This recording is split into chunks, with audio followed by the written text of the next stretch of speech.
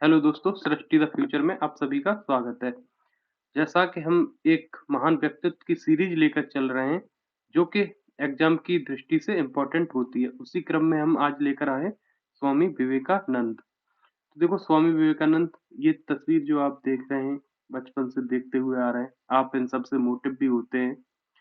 प्रत्येक युवा जो किसी चीज़ की तैयारी कर रहा है, उसके रूप में ये तस्वीर ज़रूर नज़र आती होगी आपको। इनका एक स्लोगन है, उठो, जागो, उठो, जागो और तब तक ना रुको, तब तक ना रुको, ना रुको जब तक जब तक लक्ष्य ना हो जाए प्राप्त ना हो जाए। तो इनका एक स्लोगन है, उठो, जागो, तब तक ना रुको, जब तक के लक्ष्य की प्राप्ति न हो जाए। तो हम भी आइए देखते हैं उन्हीं लक्ष्यों की तरफ, जो यहाँ इनसे क्या है, एग्ज़ाम की दृष्टि से हमें क्वेश्चन बनने की संभावना रहती है। तो देखो जो स्वामी विवेकानंद जी हैं, इनका जो जन्म है वो 12 जनवरी को हुआ है। कब हुआ है? 12 जनवरी को 1863 में पश्चिम बंगाल के कलकत्ता में एक बंगाली परिवार में क्या है, इनका जन्म हुआ था। तो जो ये 12 दिनांक है ना, इसी को भारत में राष्ट्रीय युवा दिवस के रूप में मनाया जाता है। युवा दिवस के रूप में क्या है, भारत में हम इसको क्या है, मनाते हैं। दूसरा, इनका जो मूल नाम था, कई बार पूछा गया है कि स्वामी विवेकानंद जी का मूल नाम क्या था? तो इनका जो मूल नाम है वो नरेंद्र नाथ दत्त था। ठीक, क्या नाम था इनका? नरेंद्र नाथ दत्त। ये कई बार एग्ज़ाम में पूछा गया है, आप इसको क्या है, याद रखें। उसके बाद में देखो, जब नरेंद्र दत्त था, तो इन्हें स्वामी विवेकानंद की नाम कैसे मिला? तो 1893 में खेतड़ी के एक राज्य के महाराजा थे, उनका नाम था अजीत सिंह। ये भी कई बार क्वेश्चन पूछा गया है कि किसके अनुरोध पर स्वामी विवेकानंद जी ने अपना नाम विवेकानंद ग्रहण किया। तो अजीत सिंह के अनुरोध पर विवेकानंद ने क्या है, अपना नाम ग्रहण किया। तो यहाँ से भी क्या है, ये एक इम्पोर्टेंट तथ्य है कि किसके अनुरोध पर विवेकानंद नाम ग्रहण किया। तो अजीत सिंह के अनुरोध पर। उसके बाद में देखो चर्चा में ये क्यों है?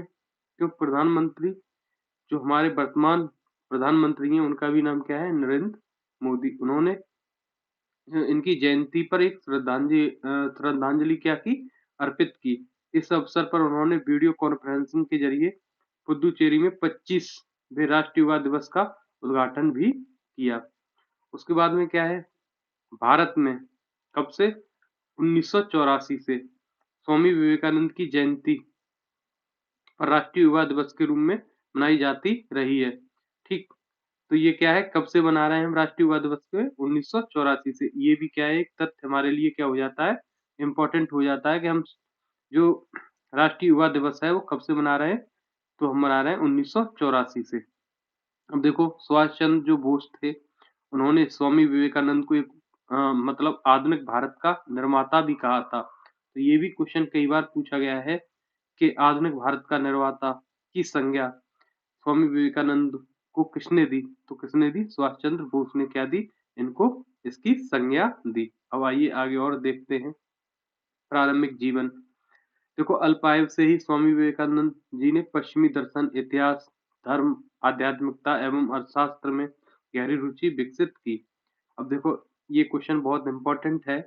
स्वामी विवेकानंद ने अपने गुरु रामकृष्ण परमहंस के संपर्क में आए एवं 1886 में उनकी मृत्यु तक उनके प्रति समर्पित रहे। तो देखो यहाँ पर क्वेश्चन ऐसे पूछा जाता है आपसे कि स्वामी विवेकानंद के गुरु का नाम बताइए।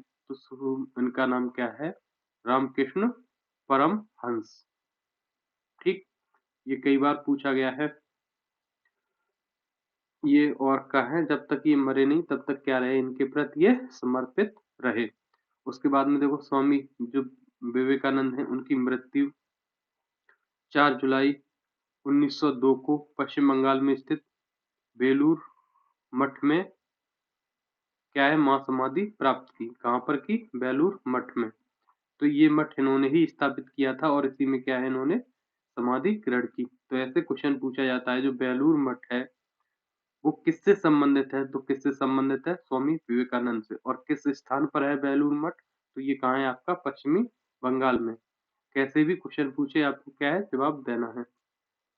अब देखो स्वामी विवेकानंद के प्रमुख योगदान क्या रहे? तो देखो योग एवं वेदांत का दर्शन अर्थात स्वामी विवेकानंद को वेदांत एवं योग के भारतीय दर्शन को पश्चिमी दुनिया को परिचित कराने का श्रेय जाता है। मतलब जो पश्चिम है उसको क्या है भारतीय योग और भारतीय दर्शन से क्या है पश्चिमी दुनिया को स्वामी विवेकानंद ने क्या करवाया? अवगत कराया। अब देखो कैसे कराया? ये आपने चर्चा बहुत सुनी होगी। स्वामी विवेकानंद ने 1893 में शिकागो अर्थात यूएसए संयुक्त राज्य अमेरिका में आयोजित प्रथम धर्म संसद में क्या किया? भारत की तरफ से प्रतिनिधित्व किया। यहाँ पर पहली बार था कि सारे विदेशी एक भारतीय के लिए क्या बजा रहे थे? ताली बजा रहे थे। तो पहली बार इन्होंने ऐसा क्या बोल दिया? इन्होंने कहा ऑल ब्रदर्स एंड सिस्टर्स। इस जो मतलब इस सभा में बैठे हैं सभी भाई और बहनों का जो नारा है इन्होंने ही सबसे पहले ये स्लोगन बोला और सभी लोग क्या हो गए? गदगद हो गए। क्योंकि विदेशी तो मेंस, वुमेन्स ये सब बोलते थे। तो इन्होंने पहली बार क्या है? कहा भाई और बहनों। तो यहाँ से क्या है? अब देखो क्वेश्चन की फॉर्म कैसे पूछी जाती है कि स्वामी विवेकानंद प्रथम धर्म संसद में कब गए? तो ये कब गए? 1893 में। ये कई बार क्वेश्चन किसी भी एग्जाम में देखना पूछा ही पूछा गया है। तो 1893 ईस्वी में ये गए और किस जगह गए? शिकागो। और शिकागो ठीक है कहाँ ये? अमेरिका में है।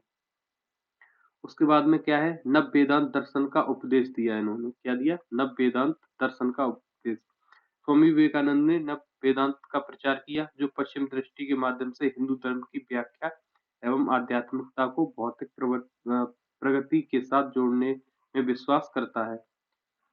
इसमें क्या है? नव वेदांत दर्शन वेदों के प्रति उदार दृष्टिकोण के साथ वेदांत की एक आधुनिक व्याख्या है। इसमें ये मेन पॉइंट है नव वेदांत का दर्शन द्वैतवाद एवं गैर द्वैतवाद के साथ सामंजस्य स्थापित करता है। ठीक एवं शंकराचार्य के सार्वभौमिक असत्तावाद को क्या करता है? अस्वीकृत करता है। अर्थात ये गैर अद्वैत द्वैतवाद और द्वैतवाद के बाद क्या है? के बीच क्या करता है? संपर्क स्थापित करता है। ठीक है? तो ये नव वेदांत का दर्शन है।